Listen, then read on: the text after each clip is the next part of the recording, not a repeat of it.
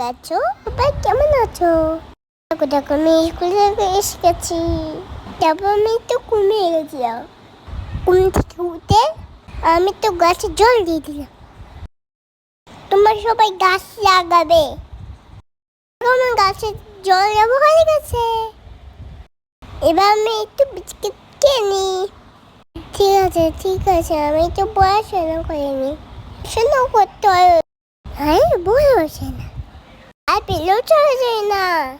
সবাই কিন্তু পড়াশোনা করবে, তাই সবার পেন চালাতে পারে।